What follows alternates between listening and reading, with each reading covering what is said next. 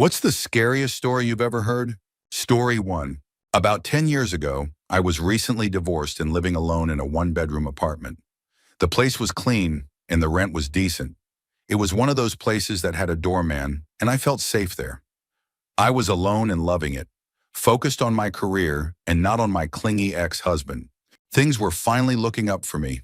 At the time, I was working pretty late at the office and would often stumble into my apartment, sleep-deprived in the early hours of the morning, then wake up around 6:30 or 7 a.m. to start the day. I started noticing that in the morning, my door would be unlocked sometimes. I usually dismissed this as my sleep-deprived brain, thinking the bed looked more appealing than locking the door. Another thing I noticed since moving in was that I seemed to misplace things more than I used to. Little things like a hairbrush or nail polish. It wasn't really that big of a deal, just enough to be a slight annoyance in my day.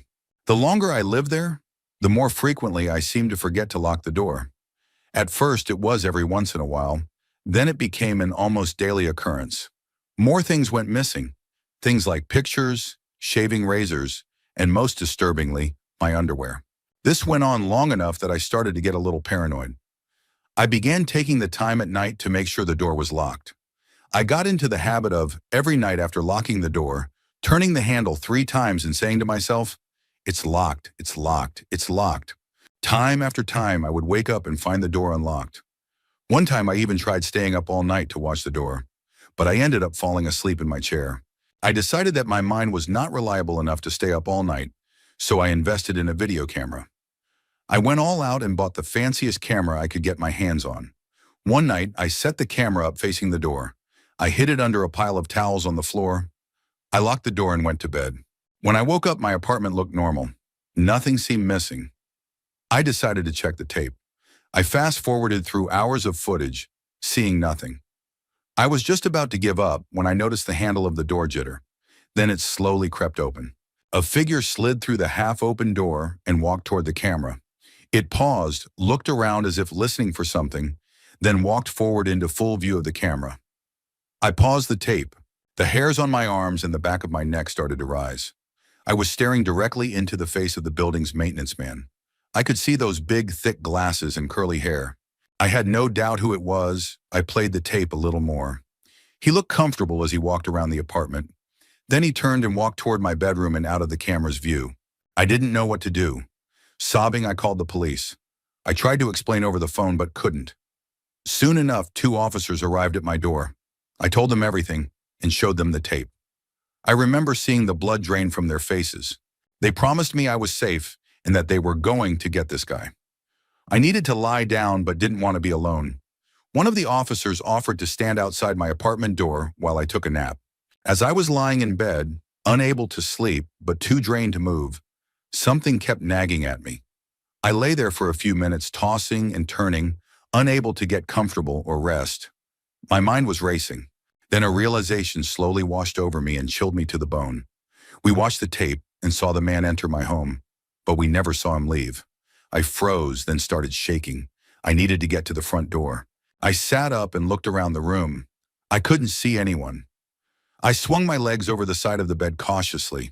My feet hit the cold wood floor, and I felt warm breath on my ankles. I raced out of my apartment as fast as I could and ran to the safety of the police officer. He called for backup. They found the man under my bed, clutching a knife and a Polaroid camera. Story 2. A girl in her teens gets called to babysit some kids on a Friday evening. Apparently, she watches those 2 girls pretty regularly. Anyway, the parents leave for the evening and say they won't be home until around midnight. The teenager puts the 2 young girls to bed around 9 p.m.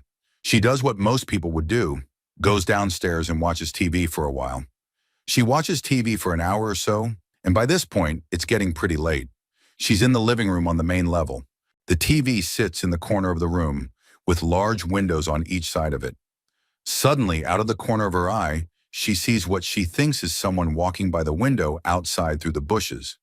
Naturally, she gets pretty freaked out. She ends up calling 911, and the police arrive. The police check outside but don't find any signs of anyone walking around. I guess it was winter, with snow on the ground.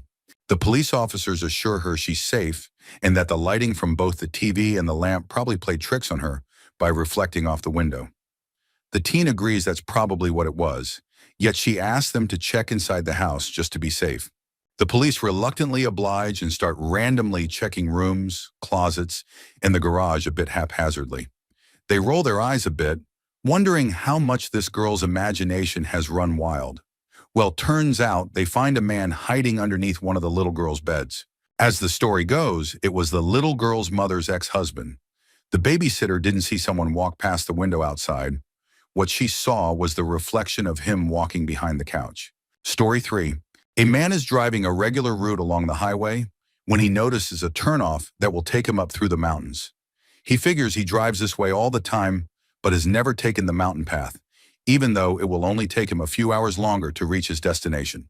As a spur-of-the-moment decision, he takes the turn and begins his journey up the winding road.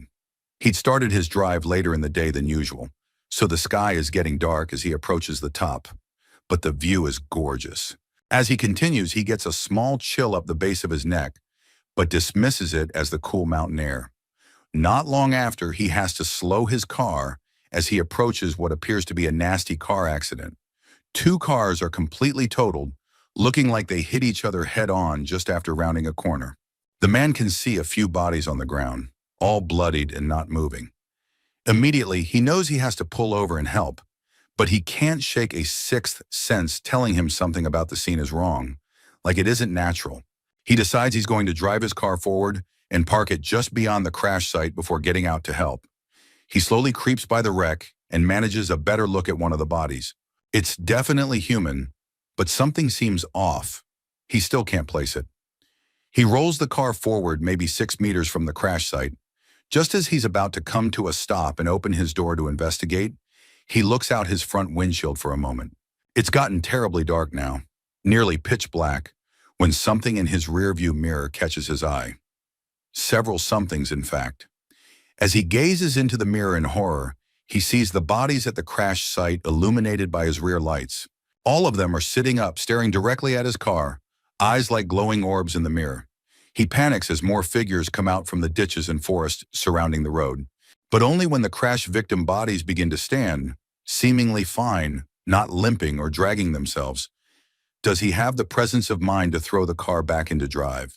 By the time the first people are taking careful steps toward the vehicle, he's already speeding as fast as he can around the bend and getting the hell off the mountain. Nothing ever came for him, nor did it seem like he was ever followed. Sometimes he wonders if his mind played a trick on him, but still, to this day, he always checks his rearview mirror before ever stepping out of the car. Story 4. All right, figured I'd share one of my own. This story was told to me by my great aunt, one of my grandmother's 9 sisters. In Cuba, where we're all from, the summers tend to get hot. Coupled with the lack of air conditioning, you'd have to be wealthy to own a unit, people tend to sleep with doors and windows open. One night, my Aunt T was putting her grandchildren to sleep. She laid in bed with them, and they were alone in the home. One of her sisters, Berta, was supposed to be keeping them company that night, but a last-minute event made her change where she slept. My Aunt T says that sometime around 9 p.m., she noticed a figure who, by her description, must have been 7 feet tall. It was human-shaped but seemed to float inside the home.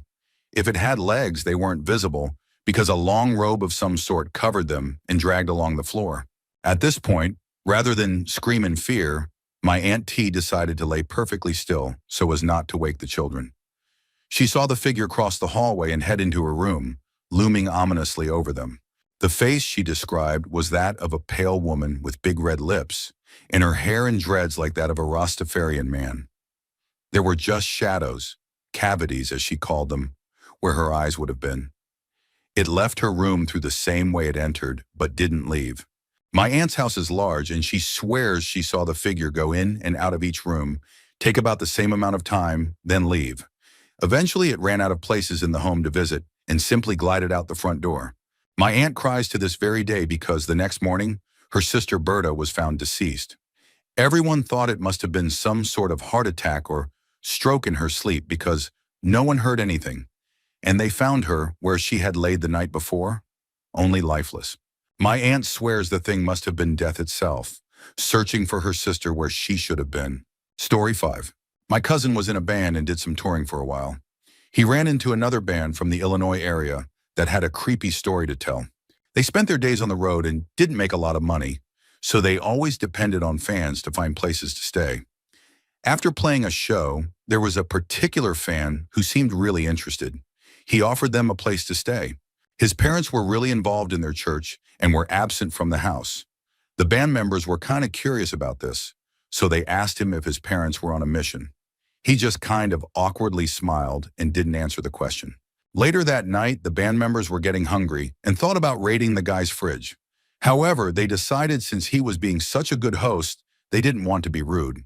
A few days later, they saw a story on the news about a guy who had harmed his parents, dismembered them, and placed them in his freezer. The person who was arrested under suspicion was the same guy they had stayed with. His parents were in the freezer when they talked about raiding the fridge. Story 6. This was told to me by my aunt. My apologies for any lack of detail, as my grandmother died years before I was born. Also, I don't know how true this is. First off, my mother was one of 10 children. When she was a teen, her parents and half her siblings moved to the east. My aunts and uncles have told me that something was strange around that house. They would hear voices running upstairs when no one was there, a rocking chair would rock when no one was in it, and so on. Eventually, my grandmother was diagnosed with brain cancer.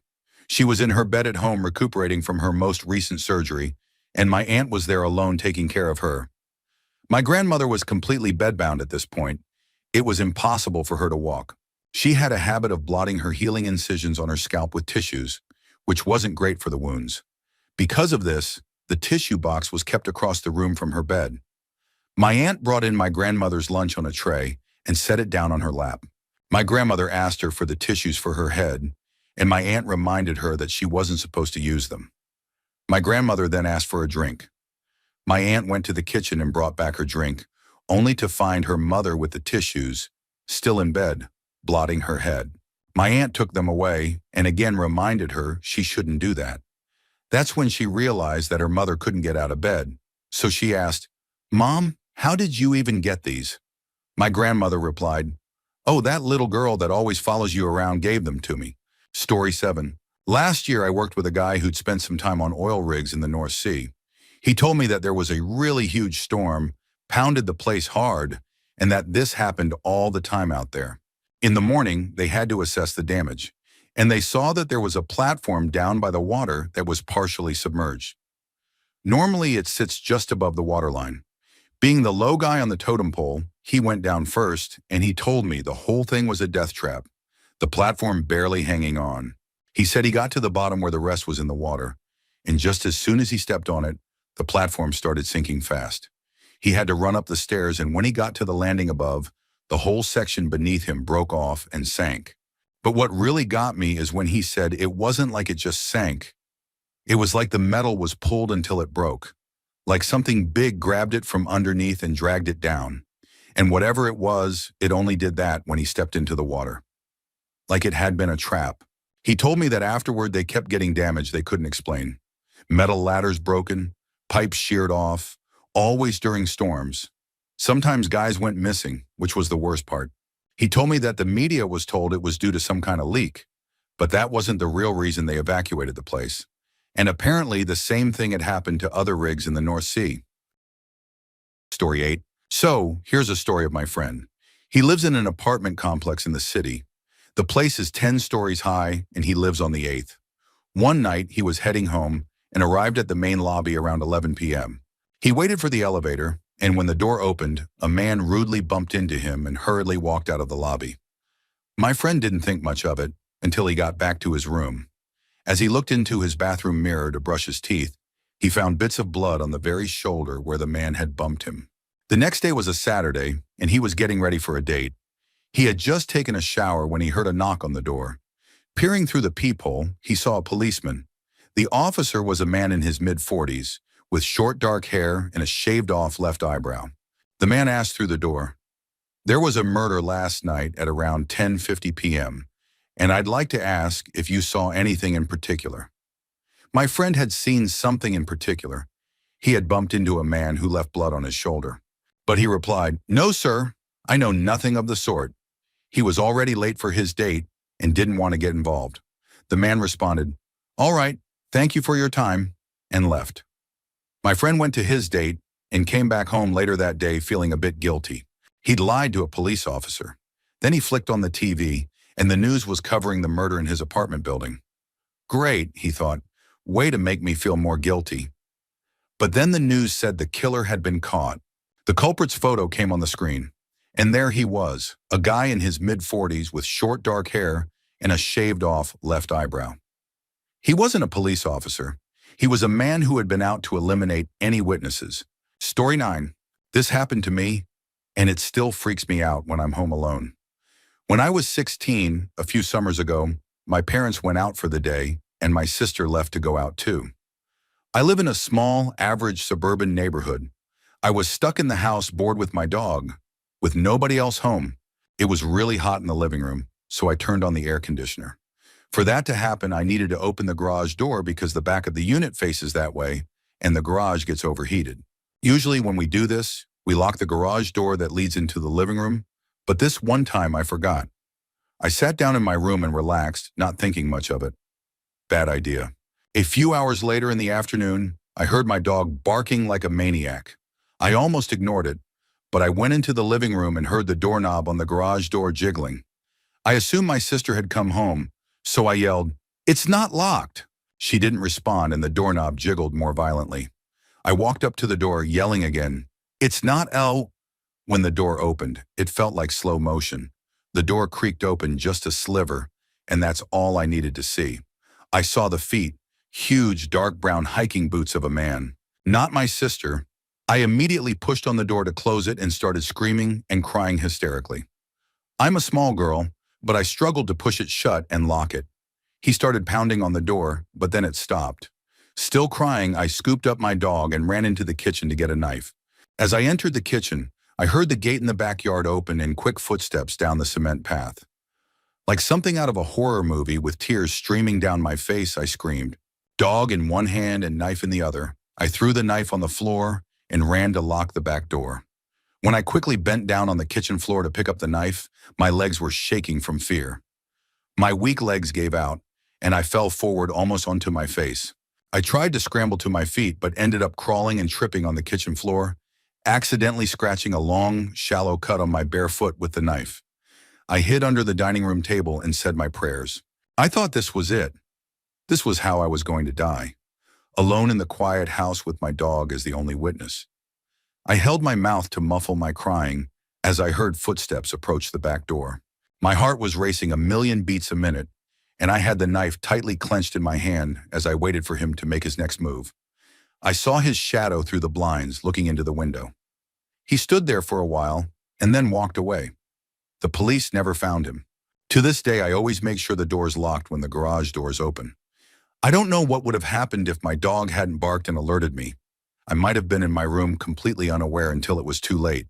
Story 10. It's late. There are 3 people on a subway train sitting in a row. 2 men and a woman in the middle. A teenage girl walks onto the subway and sits across from the 3 strangers. The woman in the middle has an expressionless look on her face, while the 2 men are staring directly into the teenager's eyes. Shortly after, a businessman enters the subway and sits next to the teenager. After a few minutes, he pulls out his notepad and writes, "Get off at the next stop. Trust me." When the next stop comes, the teenager and the businessman get up to exit the train, and the 2 men verbally try to stop them. Once they get off, the man explains to the teenager that the woman in the middle of the 2 men was deceased, and they were after her next. I heard this story when I was in 7th grade. Always freaked me out. Story 11. I once had a friend tell me about a girl she knew who met up with a guy she met on some online dating site. They met for dinner, and afterwards, he walked her to her car. He kept trying and trying to get her to go home with him. She declined all the invites, and eventually they kissed goodnight and went their separate ways. A few days later, she gets some weird bumps on her lips and goes to the doctor. After examining her, the doctor seems genuinely concerned and asks her about her most recent romantic encounter, because what she has is some sort of bacteria or infection on her lips that you can only get from contact with a decomposing body. Story 12. I remember reading a creepypasta about this guy on a train. He takes the same train or bus every day and begins to notice this strange man who rides the train but never seems to leave, and no one else seems to notice him.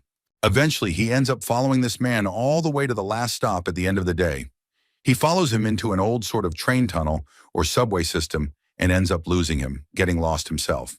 He manages to get back to the surface, only to realize he's not in his own dimension anymore. And the only way he can get back or move to another dimension is by getting someone else to follow him into the tunnel. But because these people or beings look so different, he has to sit perfectly still until he's almost invisible to them. So he sits on the train day after day until someone finally notices and starts to follow him. Story 13. Not a very good writer or storyteller, but this one happened in Iraq. A member of my squad, a fairly odd individual who will be called X, started complaining one week that he kept seeing something through his NVGs during night patrols in the city. He wasn't sure what it was, but it didn't seem human or familiar, so it raised no real suspicion, and we just thought, oh, that's just X being X, and laughed it off. A few days go by, and after another night patrol, he can't sleep. He's sweating and clearly distressed. We're all asking him, dude, what's going on? You all right? His response was, death is following me. He claimed to see a shadowy figure floating from rooftop to rooftop, following our patrol. It was only visible through NVGs, not with the streetlights or anything else.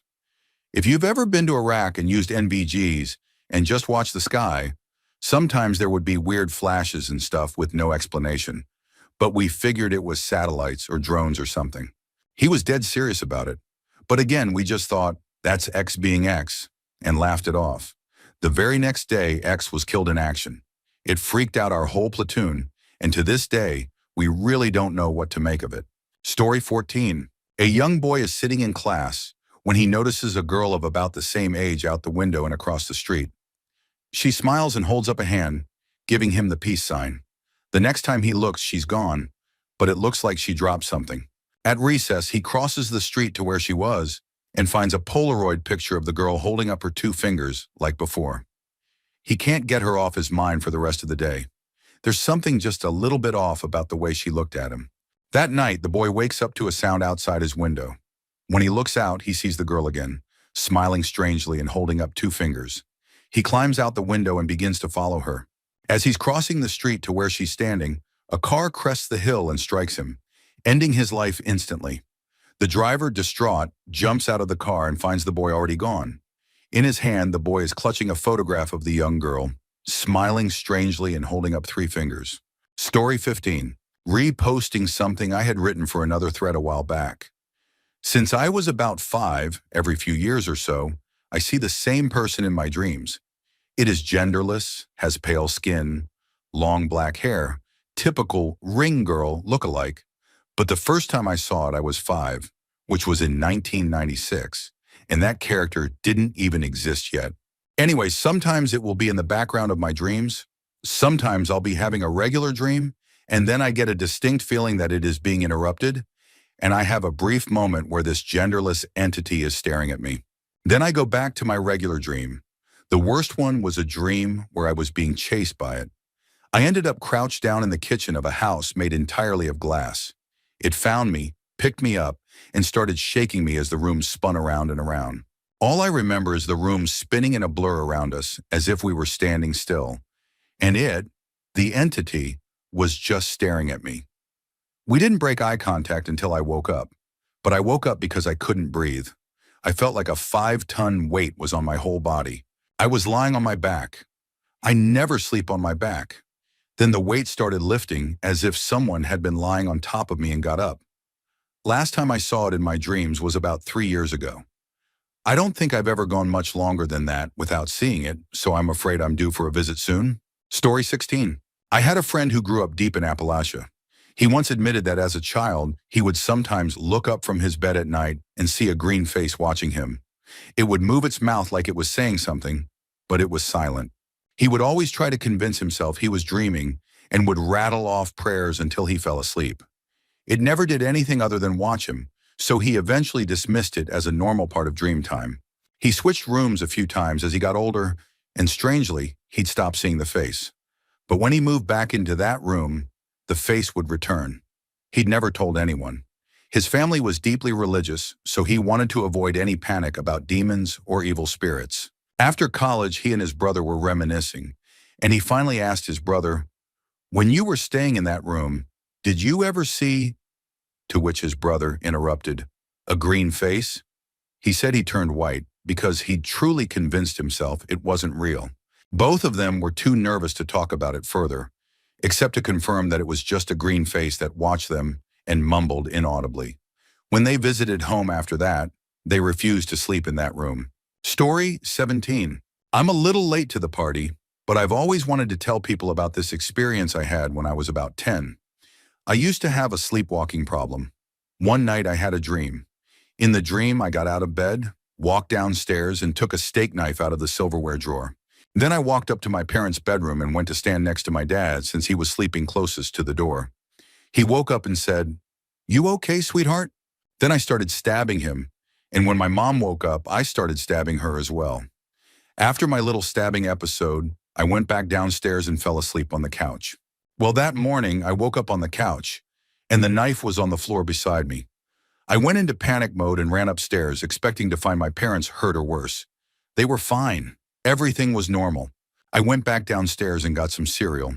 My dad got up a little after I did and sat down with some coffee. This is the part that freaked me out.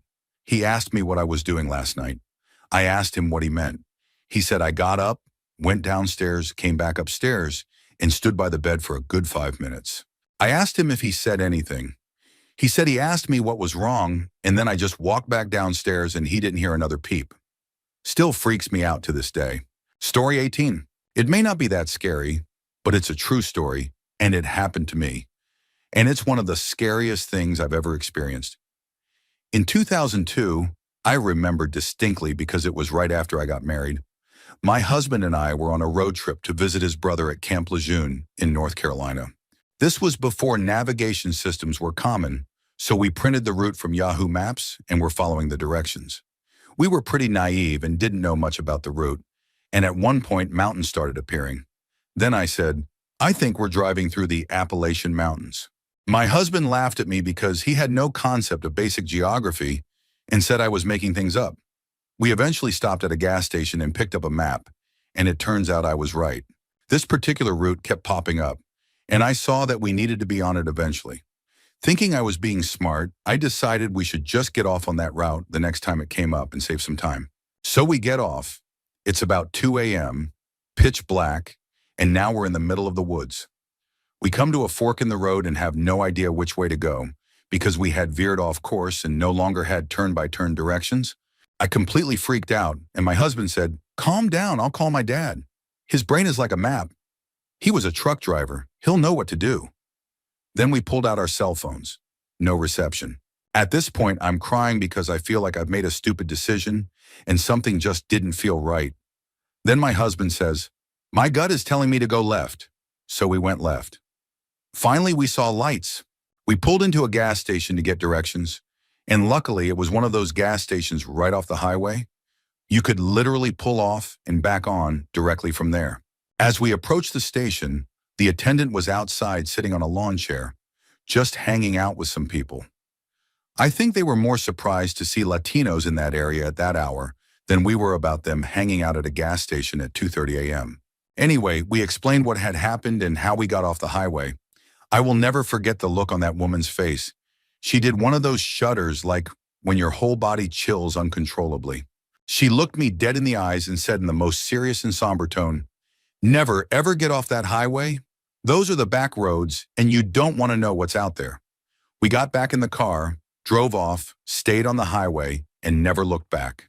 If this sounds familiar to anyone, it might be because there was a movie with a similar storyline where the outcome wasn't as lucky. Note, the movie came out after this happened to us. A couple years later, we were watching Wrong Turn. Same premise. People get lost after taking the wrong path in the Appalachian woods.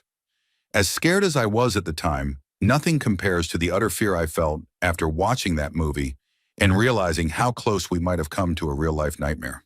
What if we had gone right instead of left? It still gives me chills. I know it was just a movie, but being in the exact same scenario made it hit way too close to home. Story 19. I was chatting with a couple at work the other day. They come in all the time, and we got to talking about weird, creepy stuff. The husband told me a story that had happened to him. We'll call him Dave. Dave does handyman and electrical work, And one day someone called him and asked if he could quote them for some work on their house. Dave showed up, examined the house, discussed the job, and quoted a price which they agreed to. Out of curiosity, he asked how they found him. That's when they told him a strange story. They said they had first tried calling a different electrician, also named Dave, whose number they found in an old phone book. That Dave had come out, inspected the house, given them a quote, seemed friendly, and left after giving them a number to call if they wanted the work done. A few days later, they called the number to schedule the job. A woman answered and got upset when they asked for Dave. Tearfully, she asked if they were playing some sort of cruel joke. She explained that she was the widow of the electrician named Dave, who had passed away almost 2 years earlier. Story 20. A man went to a hotel and walked up to the front desk to check in. The woman at the desk gave him his key and told him that, on the way to his room, there was a door with no number that was locked and that no one was allowed to enter. She explained that it was a storage room and off limits. She reminded him of this several times before allowing him to go upstairs. So following her instructions, he went straight to his room and went to bed. However, her insistence had sparked his curiosity, so the next night he walked down the hall to the door and tried the handle. Sure enough, it was locked. He bent down and looked through the wide keyhole. Cold air passed through it, chilling his eye. What he saw was a hotel bedroom like his, and in the corner was a woman whose skin was incredibly pale. She was leaning her head against the wall, facing away from the door. He stared in confusion. Was this a celebrity? The owner's daughter? He almost knocked on the door but decided not to. As he was still looking, the woman turned sharply and he jumped back, hoping she wouldn't suspect he had been watching her. He crept away and went back to his room. The next day he returned to the door and looked through the keyhole again. This time all he saw was red, just a deep, unmoving red. Perhaps the room's occupants had realized he was spying and blocked the view. Feeling embarrassed, he hoped she hadn't reported him to the front desk. Eventually, he asked the woman at the front desk for more information. After some persistence and a promise to keep it to himself, she finally said, "I might as well tell you. A long time ago, a man took his wife's life in that room. People still feel uncomfortable staying there. But those people, they weren't ordinary. They were white all over, except for their eyes, which were red." Story 21. My teacher once told us a story about a camp he went to when he was young. The owner of the camp told the kids it was strictly forbidden to go into a particular house on the property, one where the windows and doors were all sealed. When they asked why, he explained that it had once been an orphanage where the children had been mistreated, and some had tragically passed away. The house was now haunted by those children. Some of the boys in my teacher's class wanted to act brave and decided to sneak into the house when the owner was asleep. My teacher was one of them. When they entered, everything looked normal, just very dusty. No one had been there in years. They walked upstairs to the second floor where they saw an old rocking chair. One of the boys sat down in it, looked at the others, and said with a terrified expression, "The chair is warm." They decided to leave before anyone noticed they were gone. But as they started walking down the stairs, they heard footsteps running on the second floor behind them. They ran out of the house and back to their cabins. The next morning, the owner came to them, visibly shaken, and asked if anyone had gone into the house. They denied it to avoid getting in trouble. The owner looked scared and said he believed the spirits of the children could move objects. Story 22. So this story isn't really scary so much as it is an amazing psychological commentary. It's also a true story, or so I've been led to believe. My father was a cop for like 30-something years, and he has all sorts of crazy stories. While it's entirely possible this was made up, I have no reason not to believe it, even though it's probably the craziest of his stories. At the time, in the early 90s, he was a shift leader and basically in charge of the other officers, including the one that responded to this call. The officer arrived at a house around 1 a.m. The whole house was lit up, lights on everywhere. He knocked on the door and got no direct answer, but swore he heard a startled cry from somewhere inside. He knocked again and got no response. Given the serious nature of the 911 call, he feared the worst. He yelled, "Police, I'm coming in!" and forced his way through the door. As he entered, he finally got a frantic reply, "We're up here," from the top of the stairs in front of him.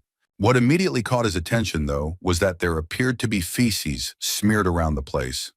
The house, which would have been quite nice, was now in a state of disarray. Making his way up the stairs, he found a naked couple wrapped in a bedsheet, huddled in the corner of the master bedroom. They were completely terrified, and the man had a death grip on a candlestick. The officer also noticed there was more filth on them, and they looked entirely disheveled and panicked. Here's what happened. The couple was cooking dinner around 7 p.m. when they got a phone call.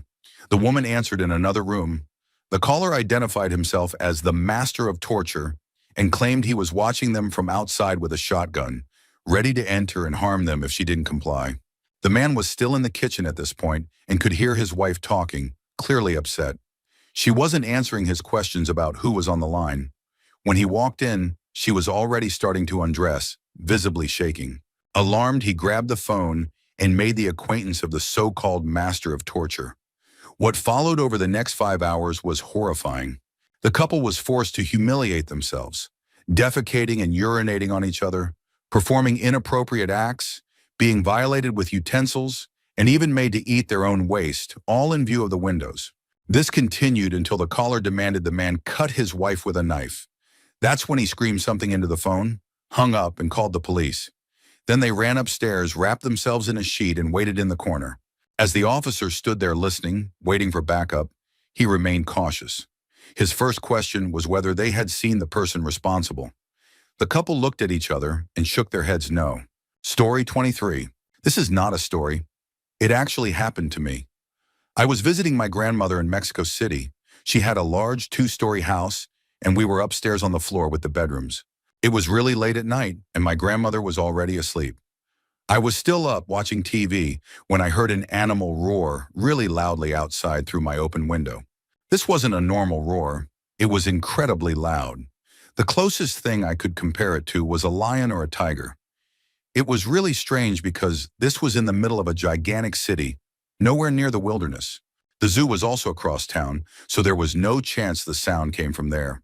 It went on for quite a while, roaring, growling, pacing up and down the street below my window for more than an hour.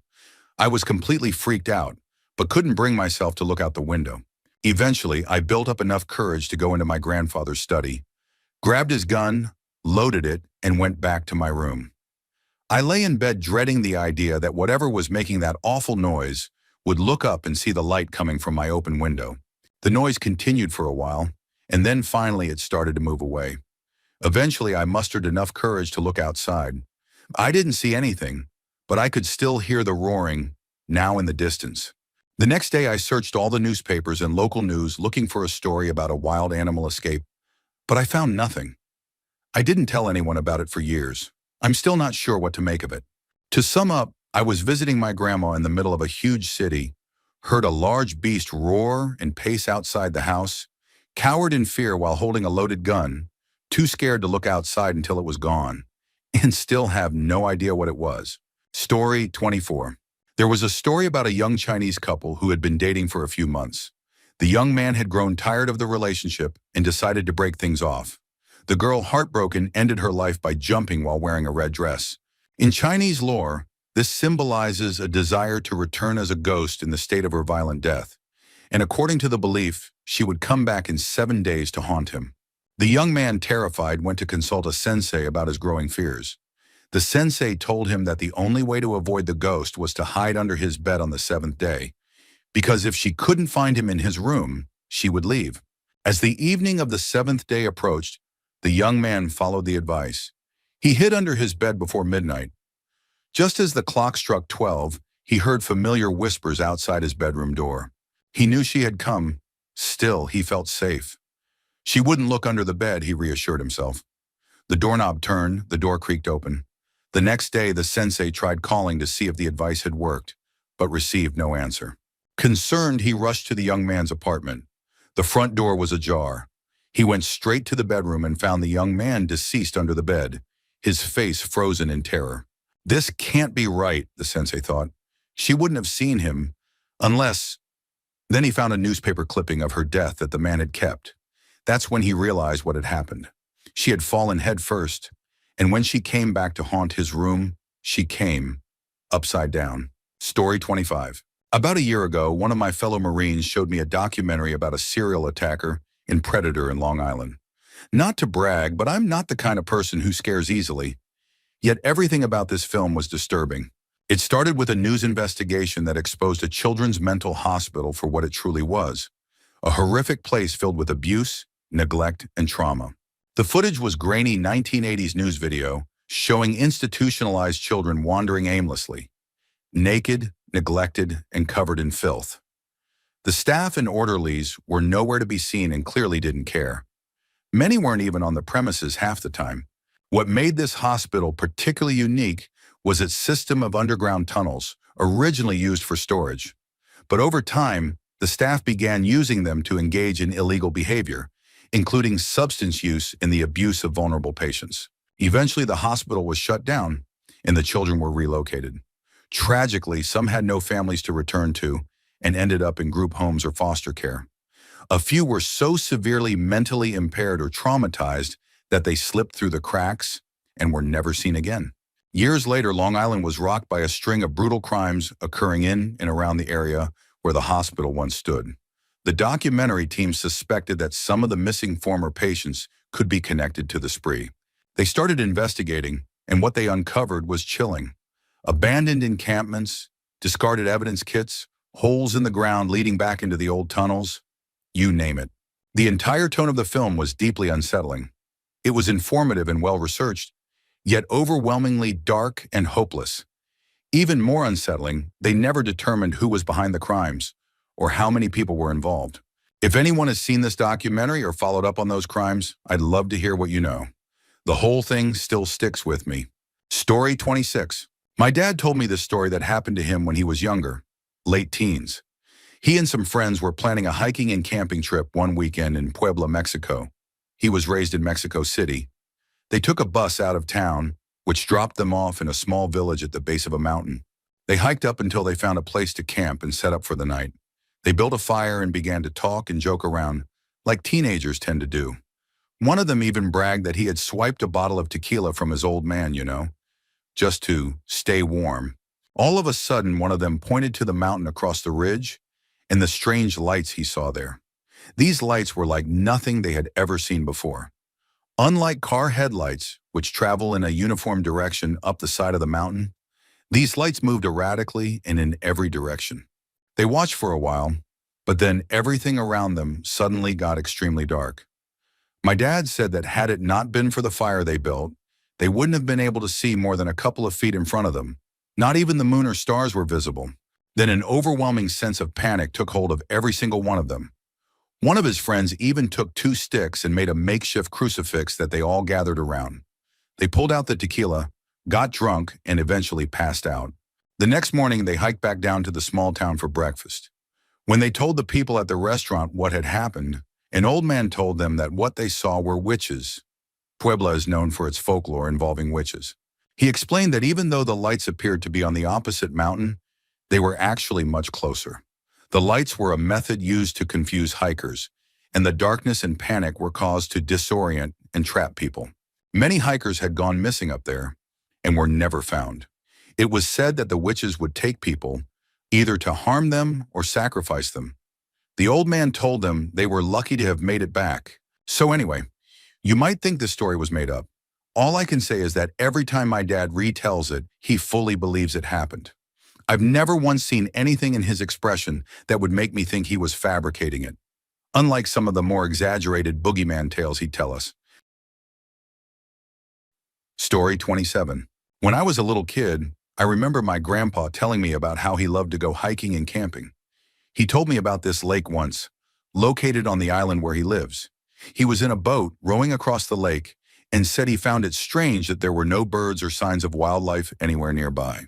Then in the middle of the lake, he saw a creature that had sectioned plates like a centipede, except it was really large and had leafy frond-like feet. He said it was about a foot wide. At first, he thought it was some kind of plant, so he touched it with his oar. That's when he was overcome with a fear unlike anything he had ever felt. The creature glided over the water quickly and vanished. He said he was so shaken that he abandoned his camping gear and couldn't bring himself to go back for it for almost 2 weeks. Later in life, someone else, who is well known on the island for being the youngest shaman in the tribe's history, also reported seeing something similar, but in this version, the creature was much larger and glided across the surface of the lake, not flying, then disappeared into the woods. There's something else that always stuck with me. My grandpa, who lived through war and horrific things, he once told me about having to care for people who were terribly wounded and beyond saving, could speak about those experiences with a composed face. But not this. When he told the lake story, his face would go pale. That haunted expression, the way his voice changed, is what stayed with me for years. Not because of the creature itself, but because I've never seen fear in his eyes like I did when he described that moment. That's why to this day, I have an irrational fear of being in lake water. Story 28. I know I'm a little late on this, but I had a really creepy experience once with one of my buddies. One time when we were about 15, we went to a high school football game. We were never really the type to care about football. We just wanted an excuse to hang out. About halfway through the game, my buddy looks over at me and says, "Hey man, want to dip out of here and go smoke a cigarette in the woods?" I said, "This is lame, of course." On the opposite side of the road, there was a giant forest and no houses on that particular stretch. We walked about half a mile down the road, found an opening, and went about 100 yards into the woods. Since it was around 9 at night, it was pitch black in the forest, but we could kind of see where we were going because of the moonlight. As we were standing there smoking and talking, I heard some twigs snapping, like someone walking, but it stopped shortly after. I didn't say anything. My buddy hadn't heard it, so I kept quiet. A couple minutes later, I heard footsteps again. I interrupted my friend, asking if he heard the noise, but he didn't. "Probably a deer or something," he said. I agreed and continued chatting. My buddy was facing me and the direction we came from, and I was looking out into the wilderness. I heard the footsteps again, this time very close, and my buddy heard them too. I'm getting goosebumps thinking about this again. He turned to look toward the sound, and at that moment, we saw the silhouette of an adult person go from a crouching position to standing up. We both took off, running as fast as we could. When we reached the road, I don't think I'd ever run that fast in my life. I didn't even look back to see if anyone was following us. The most disturbing part of it is, there's no way they could have followed us from the game. We made sure no one was behind us when we walked, and if someone had come from the road, we would have heard them. The sound came from deep in the woods. Story 29. I know I'm too late, but I can't not share this. I read Helter Skelter, written by the prosecuting attorney in the Manson murders. It's hands down the best true crime book I've ever read, and I love true crime, so I recommend it highly. But the creepiest part was something the Manson family called creepy crawlies. Apparently, some of their victims were stalked for quite a while before anything happened. Back in those days, it was common to leave doors unlocked. The Manson family would sneak into random, unlocked homes at night and do nothing but watch the family sleep. Sometimes they would move small things around, like moving a watch from the nightstand to a dresser. One of the families that was later killed had a mother who'd been telling her daughter for months that she thought she was going crazy because little things kept changing in the house. A lamp on a different table, a picture slightly tilted. And then after months of watching, the murders happened. For no reason. The victims hadn't done anything wrong. The Manson family had no connection or grudge.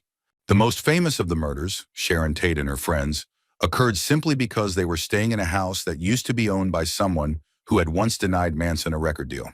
The fact that people were sneaking into homes at night, just standing there watching others sleep, sometimes silently moving things around, and eventually deciding to end lives for no reason other than that the victims were there. That's one of the most terrifying and true things I've ever read. Story 30. My aunt lives in the middle of the desert in a small remote town inhabited by fewer than 1,000 people. The nearest grocery store is 20 miles away, and homes are spread far apart. Her property is 40 acres large, making it perfect for dirt bike riding, horses, and other desert activities. I spent a lot of my childhood at her home enjoying those adventures and family time. However, there are also a lot of creepy things that happen in isolated places. I'll start with a couple that don't involve me. Apparently, there's a top-secret military base in the hills up the road from her property that no one goes near. If you do, masked men will reportedly approach you at gunpoint, instruct you to get out of your vehicle, blindfold you, drive you to an unknown location, and then tell you to walk 10,000 steps before removing the blindfold. This allegedly happened to one of my aunt's friends, who said that by the time he removed the blindfold, he was standing alone in the middle of the desert, miles from home. He had to walk to a gas station to call for help.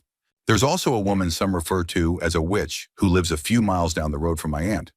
I've never seen her, but we drive past her home every time we visit. Her house is terrifying. It's built of stone or brick, resembling something medieval, and features a large tower often lit with fire at night. The chain-link fence around her property is the worst part. It's decorated with the complete skeletons of various animals. Some resemble cats, others horses, and some are too strange to identify. Now here's my personal story. First, a bit of context. My cousin Luke, when he was younger, would often stare out the window in absolute terror. When my aunt asked what was wrong, he'd cry and beg her to make the red eyes go away. My aunt, being very religious, would pray out loud, saying, "In the name of Jesus, leave." Then Luke would say the eyes disappeared. Fast forward to one summer when there was a wildfire nearby, not threatening my aunt's home, but close enough that some church members had to evacuate. My aunt offered her house as a place for people and horses to stay. One woman who accepted the offer made my aunt uneasy. She had recently been diagnosed with schizophrenia and claimed to be tormented by voices and demons. She wasn't known to be violent, just odd, so my aunt didn't turn her away. The woman stayed for a couple of nights and left without incident. A few weekends later, my mom, siblings, and I visited. One night, my sister and I were in my cousin's room talking before bed. The lights were off, but moonlight came in through the window, giving us some visibility. I was facing the closet mirror while my sister talked, facing the opposite wall. In the reflection, I noticed a black shadow forming near the floor. I assumed it was one of my aunt's cats and wasn't alarmed. But then the shadow morphed into a cloudy shape and slowly floated diagonally up the wall to a corner of the ceiling. As I watched, two appendages curled out of the shadow, shaped like clawed hands ready to strike. I tried to rationalize it, telling myself I was imagining things. But then I noticed my sister had gone completely silent, her eyes locked on the same spot. She finally whispered, "What is that?" Then we screamed. We turned on the lights and ran out of the room. The rest of the family heard the noise and we explained what we saw. My aunt gave us a different room to sleep in, and nothing else strange happened during that visit. A couple of weeks later, my aunt called us. After we left, she had her pastor come over to bless the house. Without being told what had happened, he entered the room and immediately walked to the corner where we saw the shadow. "I don't know why," he said, "but I feel something off right here." On the floor, they noticed a hairbrush. My aunt realized it didn't belong to anyone in the house, and the hair in it didn't match anyone. It belonged to the schizophrenic woman. Story 31.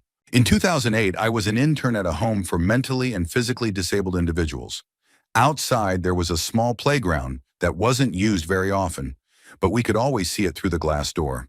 One evening, only myself and an older coworker were on shift. We had already helped everyone get to bed, and I was going around locking the doors before heading home.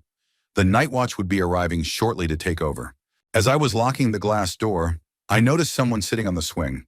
Since it was private property, I called over my coworker and asked what we should do. She opened the door slightly and told him to go home. When he didn't move, she raised her voice and said that if he didn't leave, she would call the police. That's when he stood up and began walking toward us. My coworker quickly closed and locked the door. He stopped a few feet away, just standing there and staring. He was dressed entirely in black, so we couldn't see his face or eyes. Then, without saying a word, he wandered off into the darkness. We reported the incident to the night watch and asked him to keep an eye out. We never saw or heard anything about the mystery man again. But after that, working night shifts always felt just a little more unsettling. Story 32. This happened to a girl I know. The story was told to me by her friend, whom I also knew, and I have no reason to believe she made it up. Get ready for a creepy read. I was in Florence, Italy for 6 weeks last summer on a study abroad program with my university. About 2 months after we got back, I was talking with a buddy who had also been on the trip. He started telling me about a girl from our Italian language class. He said it was the creepiest thing he had ever heard. Given Florence's big tourist population, the locals knew it too. Many times girls on our trip would hook up with locals or other study abroad students. At the clubs, locals were always all over the study abroad girls. One girl, who had been in my Italian class, went out one night and was making out with an older guy she assumed was an American living in Florence. His intentions were clear. He wanted to take her home. She was smart enough to say that if they were going anywhere, it had to be to her place, where she had roommates. This might have been the best decision she ever made. The guy kept insisting he had a nice apartment nearby, but she eventually told him she had to leave with her friends. This was about 5 weeks into the trip. Fast forward to a week after the trip ended, she noticed strange bumps around her lips. She freaked out and suspected herpes. A doctor checked it out and said, confused, that the test must be wrong because the infection came from bacteria that only exists on deceased people. She was eventually prescribed antibiotics and it cleared up. About a month later, her cousin in Florence told her that the police had arrested a man who had been taking women home, killing them, and then violating them afterward. It turned out to be the same man she had kissed and almost gone home with. I never spoke to her again after hearing the story, and I can't say for sure if it's 100% true, but it still creeps me out to this day. Story 33. This young guy was headed out to the bar like every other Friday night, hoping to find one, or maybe more, lucky ladies to have a little fun with.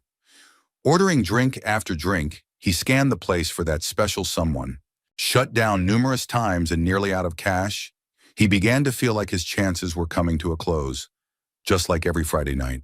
On his last drink, a gorgeous blonde sat down beside him, and they started chatting. Hours passed, and the lovely lady asked if he wanted to get some fresh air and go for a walk. The man, of course, was willing to do anything with her, even if it was just a stroll down the old city trail. They walked along the path until they reached a hill that overlooked the town, holding hands and getting closer. At the top, the young man laid down his denim jacket, and they both sat, gazing at the lit-up town below. They kept talking until they locked eyes. A silence settled between them. He took it as his cue and leaned in for a kiss. She kissed back. Things picked up quickly, their intensity rising. Tongues tangled, and before long, she was straddling him, pulling at his button shirt. He didn't hesitate, removing any clothing separating them. They started having sex, right there on the hill. What they failed to notice were the lightning clouds forming above. A storm rolled in fast, and just as they were caught in the heat of the moment, a bolt of lightning struck the highest point in the area, right where they were. The bolt hit the woman directly, killing her instantly and knocking the man unconscious. The heat of the strike melted the condom, fusing the two of them together. When the man woke up, he realized he was stuck inside her corpse. Panicking, he vomited the drinks and fries he'd had at the bar and passed out again. An hour later, he woke to a sickening noise, hard crunching sounds. A bear had arrived, drawn by the scent, and was devouring the woman's face right in front of him. The man lay there frozen, watching the bear feast on what had just been his passionate partner. The bear left after consuming her head, leaving the man in a nightmare no one should ever experience, especially not on a Friday night. Story 34. This happened to me, and 4 years later, I'm just now realizing how weird and scary it really was. We had just moved to a new state and finally got into a house. There were some workers setting up our internet and TV. The kitchen was technically a different room, but instead of a door, it had an open doorway. We also had a window in the kitchen that looked out into the backyard, where the workers were, so I didn't think it was strange when I saw one of them walking toward the kitchen. I was thirsty, so I followed him. I'm short, and this guy was tall and broad, so I couldn't see around him as he stepped into the kitchen ahead of me. But when I walked in, he was gone. Just gone. The only way out of the kitchen was through the opening I had just come through. I had just seen him walk in there. So where the heck did he go? I didn't even care at the time. I grabbed a drink and went back to watching TV. Another creepy thing happened in that same house. I had decided to prank my sister with the old short sheeting trick, where you fold the sheets so a person can't stretch out their legs when they climb into bed. She was using our old bunk beds and slept on the top bunk. I snuck into her room and started folding the sheets. I left the door open because it was super heavy and she was just in the living room. I didn't want her to hear me shut it and catch on. As I was finishing up the prank, the door suddenly slammed shut. It wasn't a breeze. It was a heavy door, and it shut with full force. I just stood there, frozen on the ladder, staring at it. I couldn't believe what had just happened. As soon as I could move, I jumped off the ladder, flung the door open, and ran as fast as I could.